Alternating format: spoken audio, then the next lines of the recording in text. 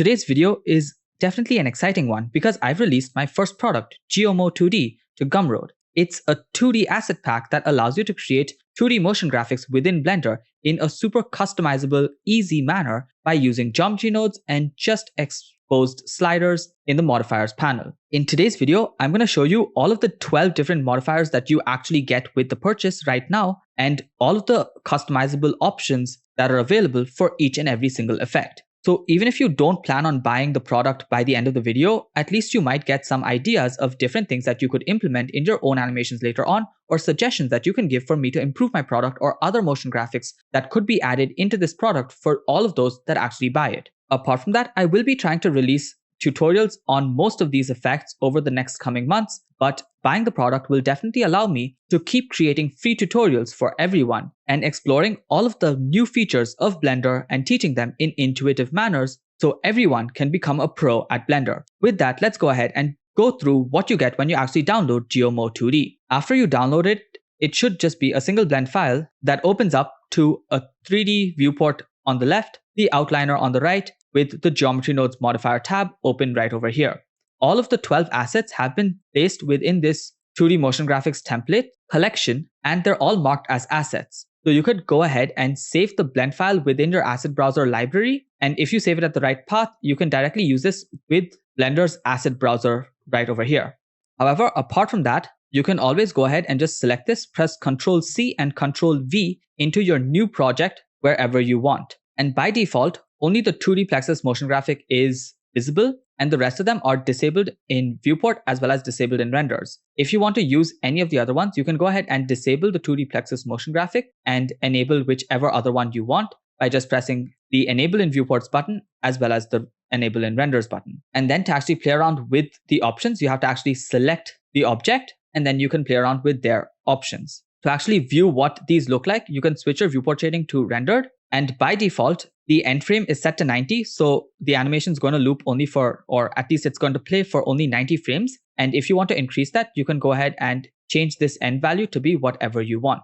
And now with all of that out of the way, let's go ahead and find out all of the options that are available with the 2D Plexus motion graphic. When you select it, the first thing that you can do is increase the timeline. And you see you have two options, the width and the height. The width increases the actual width where the points are distributed, and the height increases the actual height where all the points are distributed. Remember, the larger this is, the more number of points and more calculations Blender will have to do. So I would suggest keeping this at just the size that you require within your camera view. The distance min determines the minimum distance between points during the initial distribution. Of course, they might get closer because all of these particles are moving in the animation, but the initial distribution will have them at a minimum distance that is determined by this distance min slider. When you actually hover over any one of the sockets, I have tried to give some sort of an explanation as to what it is. For example, this one clearly states that it's the distance between the initial distributed points, but I've also tried to give warnings wherever necessary, because if you try to reduce this distance min too slow, there might be too many points and Blender might crash. So I've actually limited it to a minimum distance of 0.1. And you can overwrite that by typing in a smaller number. But if you just try sliding it, it should stop you at 0.1. Apart from that, if you see that even with the lowest distance, it's still not enough for your reason, you can play around with the density max. So to actually show that, I'm going to reduce the width and the height down to something like just 2. Now, even though I have the min distance set to something really small, I can increase the density by increasing this density max so that within that small region, I still get a higher density. That's how these two work. But again, try your best not to overdo these because it can cause Blender to become really slow or even crash. Then the next thing is the max connection length. This actually determines the maximum length that a line will be drawn. If you were to reduce this, the longer lines will start being removed and you will no longer have them. As you increase this, you'll get more and more connections until all of the points are connected to every other point as well. Then you have the dot radius, which is self-explanatory. It just reduces the size of the dots. And the dot resolution allows you to change the resolution of the dots. So you could, in fact, have triangles like this or squares by changing the resolution to 4, or pentagons, hexagons, and so on and so forth. 32 gives a decent circle that's not too hard for your computer to handle. The next thing is the line thickness. So you can choose to have them as thinner lines or thicker lines based on your requirement and how stylized you want your Plexus animation to be. But as you can see, each line actually tapers in towards the center. If you don't want that tapering, you can just uncheck the taper lines and that'll make it as solid lines. That way you can go ahead and have nice thin lines that look more like the traditional Plexus animations. But if you actually want this to be more stylized, I would suggest having the lines slightly thick and choosing the taper lines, because that looks more like a stylized 2D Plexus instead of a 3D Plexus. Then you can go ahead and increase the animation speed. So as you can see, this is the current animation speed. If you were to increase this to something like 10, it essentially becomes 10 times faster. Apart from that, if you see, the movement is going to determine how much each of these particles move. If I reduce the animation speed back to 1 and increase the movement to something like 20, they're going to move a lot further away. Now, again, I would want to just reduce this max connection length so that most of the connections are actually removed when they move far enough and there are just fewer connections. So I think that could be something really cool as a background motion graphic for whatever is going on screen over there. Apart from that, you have control over the color of the dots and the lines. You can make these dots to whatever color you want. And similarly, the lines can also be changed to any other color, again, based on your requirements and what animation you're trying to create. Apart from that, if you don't actually like the distribution of the animation, you can go ahead and play around with the random seed to change the actual animation. Let's reduce the movement down to just 5. And then you can see by playing around with the random seed, you get different distributions and different animations that actually occur so that you can create infinite variations on different projects without it getting repetitive. Now that we're done with the 2D Plexus motion graphic, we can move on to the box outlines. So this is very simple. It just creates a box around whatever text you want. And just like any other asset in this pack, it is extremely customizable. You can go ahead and change the length of the rectangle. So instead of having it super wide, you can go ahead and make it short. You could increase the height, which is the breadth, to make it more like a portrait. So if you had text in multiple lines, you could go ahead and use this and just highlight the text essentially. Apart from that, you can see it's starting from this particular point. Maybe you want it to start off from the corner. In that case, you can play around with this start curve factor. And once you bring it out to that corner, it's going to start from that corner and it's going to loop just like that. Now, apart from that, you can choose how long it takes for the actual rectangle to be formed. Instead of 30, if you go ahead and reduce this, make it something like 10, you can see it's going to be formed much faster. And in the same manner, it's going to be removed also just as fast. So it takes 30 frames, or in this case, just 10 frames to be formed and 10 frames to disappear as well. Apart from that, you can choose the actual thickness of each rectangle. So if you were to reduce this, you get thinner lines and you just have lines that are going around. And if you were to go ahead and increase this, you can increase it to whatever size you want. Now you have slight overlapping rectangles. So that's, again, your style that you require.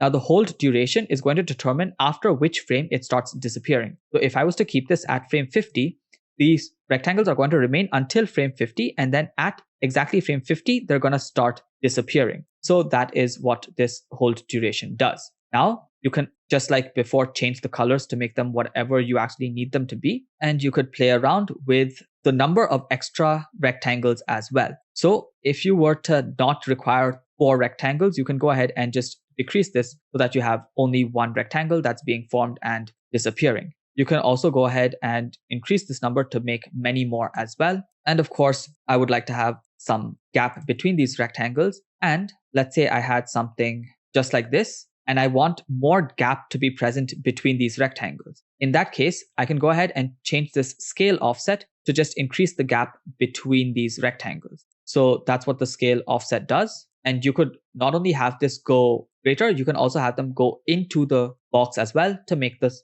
area smaller. Finally, the colors are actually randomly assigned. If you play around with this randomize, you can randomize the different colors that you want. And if you want only one single color, you can go ahead and change both color 1 and color 2 to the same color, and that would also work. But other than that, you just randomize the distribution of the 2 different colors until you get something that you're happy with. And that's it for the box outlines motion graphic. Next, you have the bubbles motion graphic, which is just a really cute effect where you have these bubbles that actually appear and slowly grow in size and burst as they go up. You could actually have this on top of some text, or again, just use them in the background if you feel like. You have a lot of control, such as the actual length from which these bubbles are emerging. If you were to reduce this down to something like 0.5, you'll see that to actually get the change into effect, you have to go back to frame 0 because we are using simulation nodes. But once you go back to frame 0, you'll see it's going to emerge only from 0.5 meters. If you want, you can increase this all the way to 5, and now it will emerge over the entire length of this video. Apart from that, you can see every time a bubble is added, there are 2 bubbles added in a random position. So over here, you can see these 2 bubbles were added. And then again, over here, 2 bubbles were added. You can change the number of bubbles that are added by using this bubble count. If I increase this to 4, and then again, you have to go back to frame 0 to reset it. Now there's going to be 4 bubbles added every single frame. As it goes up, there's 4 bubbles being added. And now you can also see that these bubbles are being added every 3rd frame. So you can change that by using this addition delay. If I was to change this to something like 10, now you'll see bubbles will be added only every 10th frame. So go back to frame 0, and then you see all the way at frame 10 is when the next set of bubbles appear. Then again at frame 20, the next set appears. So if you were to now play the animation, it's going to look like that, which gives it a completely different effect. Now I'm going to reduce the count back to 2. And again, this could be something that you are creating with just lesser bubbles present at the back. Apart from that, you can actually change the bubble resolution. So instead of having a nice smooth bubble, you could have these as triangles as well. But for the most of it, since the bubbles do become large, it's good to have a slightly larger number like 128 to make nice smooth bubbles all the way. Now the burst duration determines for how long bubbles keep appearing. So as you can see, the burst duration is set to 50. So after 50, no new bubbles are added into the scene. You can change that by making this something like 10. And now there's going to be bubbles added only till frame 10, and then it's not going to occur anymore. So that's the burst duration. The speed determines the speed at which the bubbles go up. So if I was to increase the speed to something like 1, you'll see they go up way too fast. But again, this might be something that you require for your animation, or especially if you have a much larger scene. The instance scale changes the actual scale of the bubbles. If you were to increase this, you get larger bubbles. And if you were to decrease this, you get smaller bubbles. Fairly self-explanatory. As for the size growth rate, they determine how fast the bubble actually starts increasing in size. So if you keep this at something really large, let's go with something like 1.5, they're going to become really, really large, and you see they can barely be seen. They get deleted as well. So let's keep this growth rate at 1.2. And now you can see they grow really fast and then they burst really fast as well. So I would rather keep it at something like 1.02. But the cool thing is that I have some amount of randomization. So if you keep it very close to 1, sometimes it goes lesser than 1, and that causes them to actually shrink in size rather than increase in size. So if you actually go below 1, maybe go to something like 0.9, they're definitely going to keep getting smaller, and now you have them disappear. So maybe you could increase the number, have the addition delay as 0, and now you can see you get this sort of effect, which is something that you might actually want, like a small little burst of these bubbles that come and disappear as they go up. Apart from that, you can see as they go up, they also slow down. That's the speed decay rate. If you were to increase this higher, they're going to keep increasing in speed and go up even faster.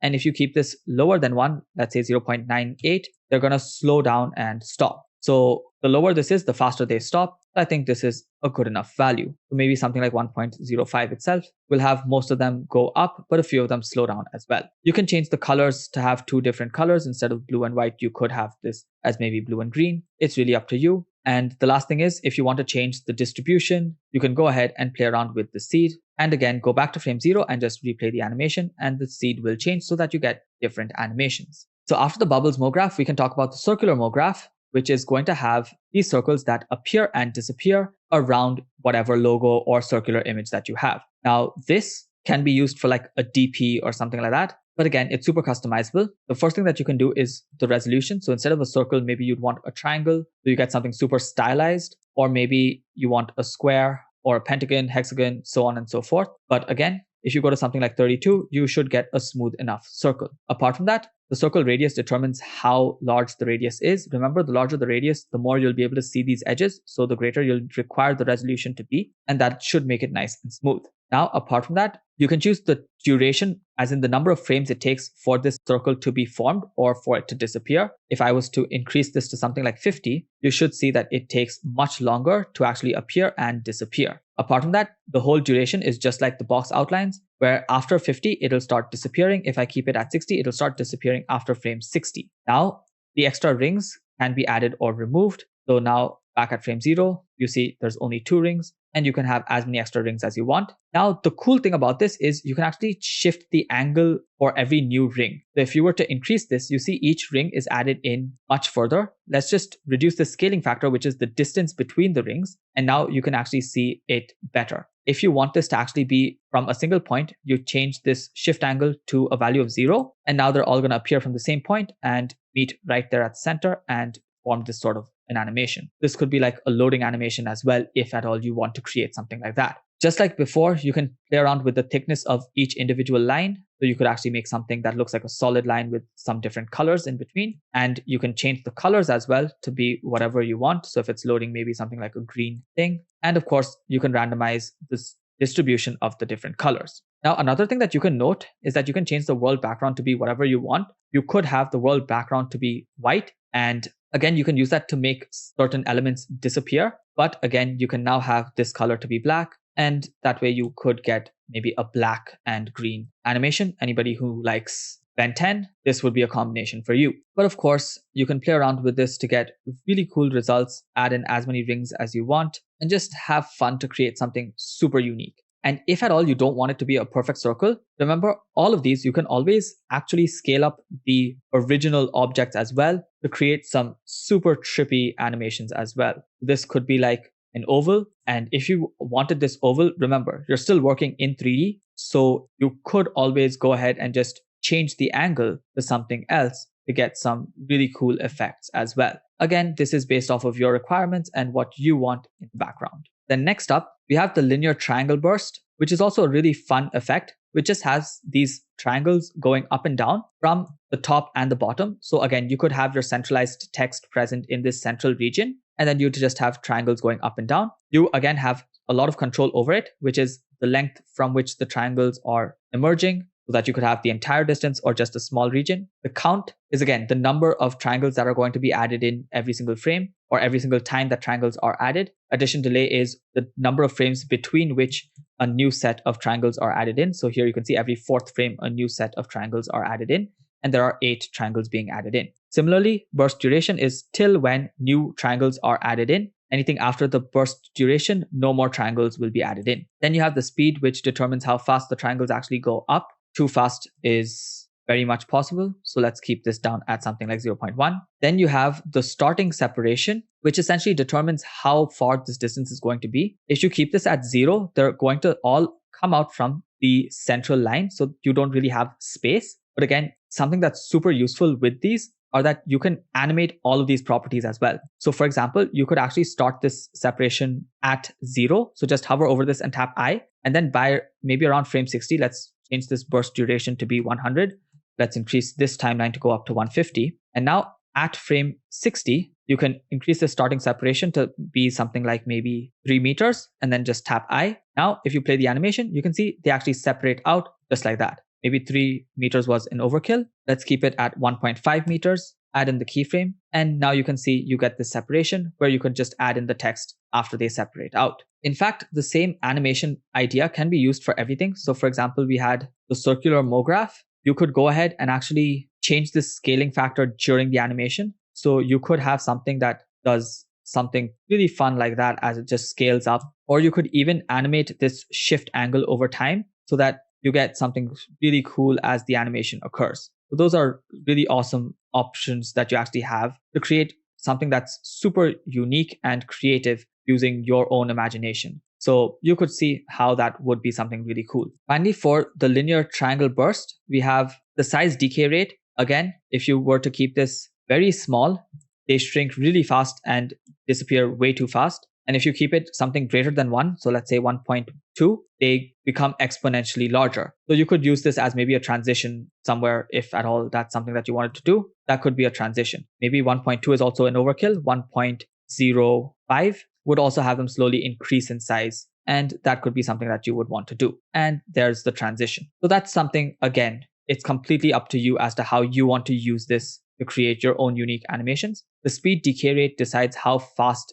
it reduces in speed. So if you were to keep this at 1.1, it'll slowly accelerate and go away even faster. That's also an animation effect that you could create. You could change the starting separation to 0 and just see these actually move away faster. So that's something really cool. And for animations like this, if at all you don't want it to go down, you could actually just have this press GZ and there. Now you have just the animation starting from the bottom and going up. So all of these are very user friendly. You can change this to be whatever you want. Maybe you want them to go towards the side. You can just rotate this on the y-axis by 90 degrees. And now you're going to have them go towards the sides as well. So again, it's up to you as to how you want to use these to create something that's much harder when you have pre-rendered animations to use in your motion graphics templates. Next, as usual, you can change the color. Instead of having orange and white, you could have maybe a pink and orange, or a pink and green, or maybe purple and green like the Hulk. And you could get all of these different combinations to create really fun animations. Just like before, you can change the seed if you don't like the actual distribution of the colors,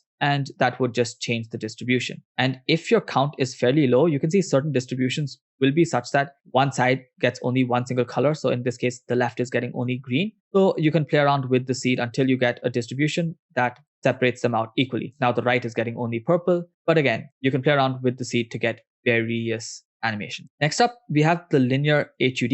Now, again, this is something that I had created previously as a non-customizable single-use asset, which would just be a looping animation. But now you can have this be as long as you want, and it's super customizable. It took quite a while to make this customizable, but to actually get access to the customizations, you have to select it, and then you can change the actual height of these bars. You can increase the number of bars within that height, and then you can go ahead and increase the height of each bar. So if I was to just increase the bar height, you can see you get just like that. And then the bar length can be as wide as you want it to be. Similarly, the outline thickness, which is the thickness of these bars, you can go ahead and increase that to make them nice and fat, or you can make them super thin. It's again up to you. If you don't want rounded corners, you can go ahead and just reduce this to make it flat. And now you just have flat bars. And again, you could just round it a little bit if you don't want it to be nice and sharp. But if you want it to be completely round, just increase the rounding corners and it clamps off at a perfect circle. Apart from that, you can change the speed of the animation. So that way it just animates a lot faster. And okay, let's keep this back down at 1. And finally, the interior bar height. As you can see, if you increase the bar height for each of them to be this large, maybe the interiors would become too thin. So you can increase this to match up the entire height of the bar. So this is something that you have complete control over. Similarly, you can go ahead and change the colors. Maybe we'll have the bar colors to be blue and the outlines would be something else, or even the same color. It's really up to you to decide what your requirements are and use them however you please. Now, once you're done with the linear HUDs, you can get the same thing except with dots. So this is the linear HUD dots. Here, they have dots that keep appearing and disappearing. Again, you can change the total height. You can change the number of bars that are present within that height. You can change the height of each and every single bar. And along with that, the bar length, you can round the corners or have them be flat squares. Similarly, you can choose the thickness of the actual lines and the speed of the animation. Now, the next thing is the distribution resolution, which is the distribution of these points within the bar. So now you can see there's quite the gap between these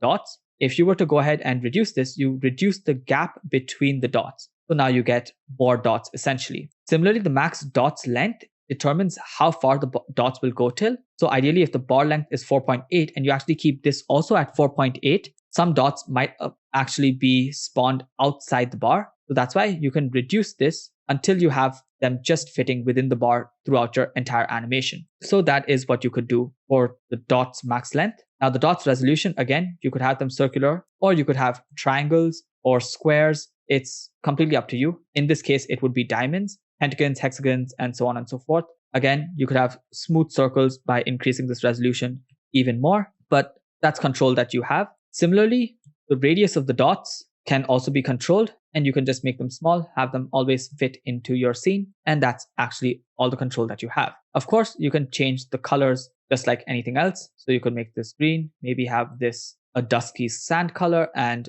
that's about it. If at all you don't want maybe these outlines, what you could do is just change this outline color to match the background color, and now you have just the dots. The same thing can be done for the HUD bars. So now this looks more like a music visualizer or something, if at all you want that. Now, the next thing that we have is a really fun one, which is the lines MoGraph. Again, I had done a tutorial on this before to create it in a looping pattern, but the setup was quite difficult. And now you have one that allows you to get customizations and make this as long as you want. So here you have the grid size, which is essentially going to determine the total area from which all of these points are going to be distributed. So if you increase this to something like 10, the area from which these points are distributed is going to be even more. So now you can see it's covering up the entire distance of my field of view. So if you want it to be just a small thin line, you can reduce this down to something like 2. And now it'll be a thinner stream of lines that are coming through, and it's just going to be in this central region. The next thing is the density. So you can go ahead and increase the density. Let's go ahead with 1. And now you'll see you get many more lines coming in. And you can see how there's just lesser gap within these particular lines that are created. Apart from that, you have the same addition delay. So this is every 20 frames, you get new lines added in. If you were to reduce this to something like 10, you'll see the density of the points increase even more because now there's lesser gap between the added in lines. Now, another thing is you can choose the grid height, which is the starting point for this animation. If you were to like increase this all the way up to something like 0, now you see it's going to start from this area, which is the center of the frame. That's why I would want to reduce it so that it starts from below the frame. And I think that's what I want for my animation because I don't want them to appear just like this. However, in your use case, it could be completely different. And again, you'll see based off of the rotation and things like that, you won't know how far it should be moved. So it is a controllable aspect that you have full control over to determine where you want it to start from. Then you have the speed, which is essentially the speed at which these particles move. Increasing this to something like 0.5, make them move up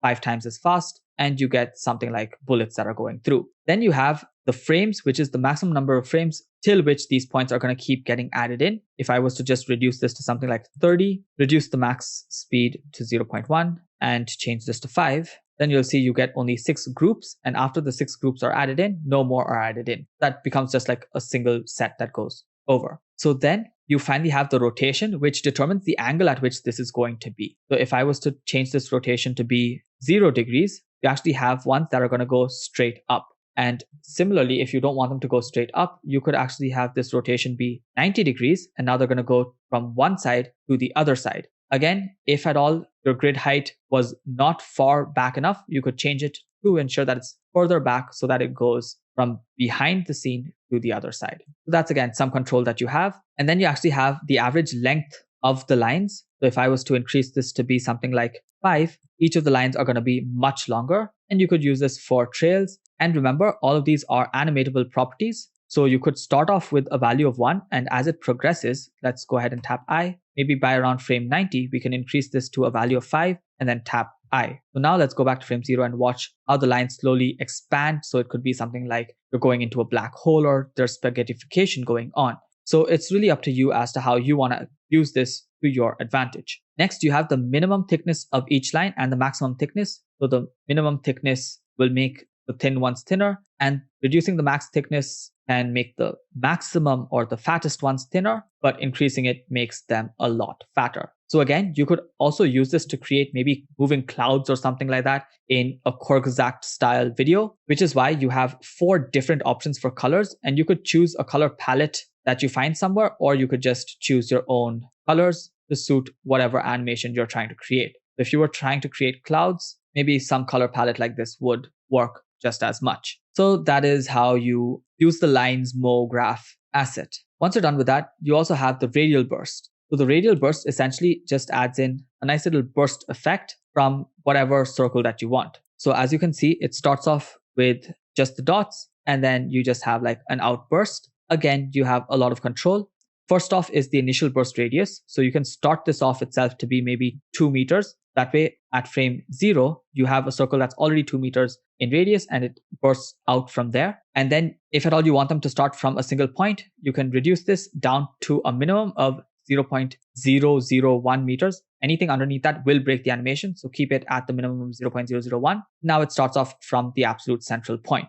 Next, you can change the number of lines, which in turn changes the number of dots as well. If you go back to frame 0, you can see now you have just 6 lines that are coming out as well as 6 dots. If you want even more, you can go as high as you want. And now you'll have many lines and many dots coming out, just like a little ray burst in a 2D MoGraph style. Then you can change the maximum length of the lines. So instead of 2 meters, you could have this as 4 meters. And now you'll see these lines go up all the way to 4 meters. Or you could have them even smaller, maybe something like 0.5. And now it's just going to be a very tiny burst. Then finally, you have the line thickness, which as you can see, just makes them fat or thin. And again, it's up to you. Then you can choose to not have the spheres at all, or you can choose to, again, add them in. When you add them in, you have control over the radius of the spheres. Remember, to actually see the change, you always have to go back to frame 0 or just make all changes on frame 0 or frame 1. So let's reduce the radius, reduce the initial burst radius. And yeah, maybe something like this looks good. Similarly, instead of these icospheres, you can reduce the sphere's subdivision to be super low poly. Or if you think your computer can handle it, you can increase the subdivisions to make them even smoother as a nice smooth circle. Again, this will increase the performance requirements of your computer. Next, you can change the rate at which these spheres decay in size. So as you can see, the lines have already disappeared, but the spheres are still there. So if I reduce this to maybe 0.8, they're going to disappear a lot faster. So now you can see they disappear a lot faster. Let's go down to 0.6. And now they disappear with the lines itself. So that's, again, some control that you have. I'm going to keep it at 0.9 itself. Then you have the speed at which the spheres actually move out. Instead of 0.09, you can increase it, maybe make it 0.3, and now they're going to move out much faster. Or you can reduce it as well, 0.05, and now they go a lot slower. Next, you can choose the growth end frame, which is essentially the growth of these lines. So if I change this to 30, now it's going to keep growing until frame 30, and then it's going to start reducing in height. So it essentially slows down the animation. If I was to keep this at 5, you'll see the animation itself becomes a lot faster, like a swoop. And again, it depends on your use case and what you want to use it for. So this way it becomes a nice slow growth and slow gradual decrease. Then just like always, you can change the color of the lines as well as the spheres to get really cool effects. Another thing is even these colors are also animatable. So if you want, you could find cool use cases for that as well. Another cool thing that you could do is incorporate this along with something like the circular Mo graph. So maybe if you take the circular Mo graph and just reduce this radius, let's make this 0.5. Come down for this, have the starting frame or the starting radius to be just above that. Let's go with 0.9. And now you could like combine those two to have different animations. Of course, this is clearly not optimized for this. The colors and everything are off, but you could create multiple animations together to create something like this as well. And that's it for the radial burst. Next up, we have the round HUDs. Now we have the round dots. Again, the customizations are very similar to what we had for the linear HUD. You can change the radius of the circle.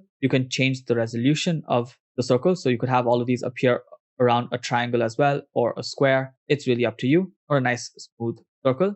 You can change the thickness of the circle. So you could make it a little thicker or thinner. And as you see, if you make this thinner or thicker, the gap also might increase. That's because we have this margin. So if you just reduce the margin, you can bring it back in. So as you increase this, now you can go ahead and just reduce the margin. So it's up to you to decide whether you want margin or you don't. And then again, if you have this really, really thin, you can just increase the margin to bring it back out. So that's control that you have as well. Next, the actual size of the dots. So if you had much larger dots, you would want a larger margin. And of course, with these larger dots, you would be able to fit in lesser dots. So you can reduce the number of dots until you get no more overlap. So that's, again, control that you have. Then you can change the speed of animation, and you could make it faster or slower, as well as change the actual color of the dots or the color of the circle. Again, you could incorporate this with other animations. And as always, you can just hide away the circle and just have dots appear. So it's up to you as to how you want to use this. Next up, you have the circular HUD for the lines. Now this can be used like a music visualizer, or again, just an HUD. You have the same controls as in the control of the radius. You can change the resolution to have it triangular or so on and so forth. You can change the number of bars, and along with changing the number of bars, you can change the actual thickness of both the circle as well as the bars. So you could have thin bars or thick bars based on your requirements. Similarly, you can change the animation speed so that it speeds up or it slows down. And again, you can also change the length of the bars. So if you increase this, you get much longer bars, and it's up to you. Finally, you can, as always, change the color of the circle as well as the bars independently. And you can in fact animate this over time as well to create really cool music visualizers if at all you want to. So finally, this brings us to our last motion graphic, which is the slow abstract motion graphic. Now, this is something that allows you to just create nice little cool animations. It could be like a loading bar, or it could be just something to go around whatever you have right at the center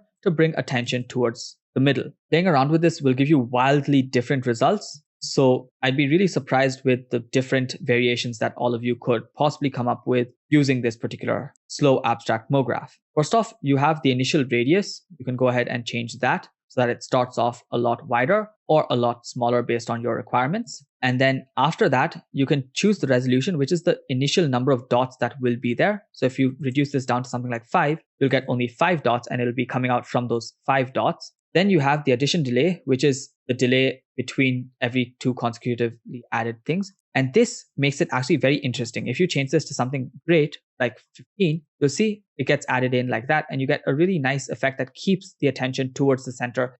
Even when somebody tries to go away, it brings the attention back to the center. So you could, again, just increase the resolution to something like 15, increase the resolution or the radius to 1, and now you could have something like that. So that's something really cool. Next, of course, you have the sphere size. This is the initial sphere size. You could start off with something a lot smaller. Let's go with maybe just 1 meter. And now again, increase the resolution, go all the way up to 32. And now you have something like this. Next up, you have the size decay rate, which is the rate at which these circles become smaller. Decreasing this makes them become smaller a lot faster. So back at frame 0, you can see it just disappears because it's becoming too small too fast. And making it greater than 1, let's go with something like 1.01, causes an exponential growth in size. So again, this might be what you want, but it might also not be what you want. This might give some people headaches, so I will not do that anymore. Now, apart from that, you have the rotational growth rate and the growth rate. So they just work together to create different types of rotations and growths. If you change the rotational growth rate to 0, it's just not going to rotate at all, but it is going to grow. Now, if you start increasing this growth rate, it increases the speed at which it goes outward. So even though your rotational growth rate is 0, the growth rate determines how it moves, but it's not the other way around. If you were to keep this growth rate at 0 and have the rotational growth rate be something, let's go with the value of 1, you'll see that it's not only rotating, but it's still going to rotate and change its size by some tiny amount. So now you can see by increasing this to a very large amount, there is clearly some amount of growth happening. So with rotation, growth also occurs, and here it's actually changing the direction of rotation as well. So you have to be careful with the values that you give for all of these. A value of 1 you can see is not really doing much, but as you increase this, it starts rotating faster and faster. As you increase it even more, it starts changing its size as well. So it's really up to you as to how you want to use this, but I would say play around with the default values and values close to the default values to create really cool and interesting results. Again, you could just have something in the center and have these slowly bring it in. In fact, let's just reduce the addition delay, and now you get something really fun and interesting. Apart from that, you can also animate these as well. So you could just animate this to create like super trippy shapes and loops and things like that. So it's really up to you as to how you want to create your super cool animations. Apart from that, the distribution between the 2 different colors, which again you have control over, is completely random, and you can choose a random seed to change that. And in fact, you could change this random seed and animate it because this is simulation zone. It's going to change mid simulation as well. But essentially, now you get these different types of animations that allow you to create various different 2D motion graphics all within Blender. You can actually render these out and then use these in any other software or Blender's own video sequencer. And you can use a Luma key to actually remove the background. Or if you want, you can keep the background green. So just change the world to a nice green color and then just remove the green using green screen removal within Blender's compositor. And if you don't know how to do that, you could check out this green screen removal tutorial that's also present on my YouTube channel. Until then, I really hope you have fun playing around with these animations, or at least you got some ideas of different things that you could implement, or you can comment down different ways in which I can improve this. And as and when I make other animations that I think can be added into this particular asset pack, I will be updating this on Gumroad. So you get free updates for as long as I keep adding in more animations. Now, again, I'm not promising a rate at which I'll be adding in new animations, but you can safely assume that I will add at least 8 more to round up this number to 20. And as and when I add in more animations to this, the price will increase. So the earlier you buy it, you should be getting it at the cheapest rate. Let me know if you think that creating asset packs like this is a good idea, because for me to continue making free tutorials for everyone, I need to find something that allows me to provide value to everyone while making enough money to pay off my rent and bills. If there's something that's even more useful to all of you, let me know and I will try to create an asset pack for that. But for now, this is Geo-Mo 2D. I do have a plan of creating geometry nodes based motion graphics for 3D motion graphics. So that would be Geo-Mo 3D. I also have a shader based motion graphics pack that will be released real soon. And of course, geometry nodes based generators, which would be GeoGen. Hopefully, all of you will find some use in those, and I will be able to continue creating videos for free for everyone for as long as possible. Until then, I already have videos created that will be releasing really soon on YouTube, so definitely stay tuned for those. Until they come out, thank you so much for watching, keep creating, and don't forget to stay creative.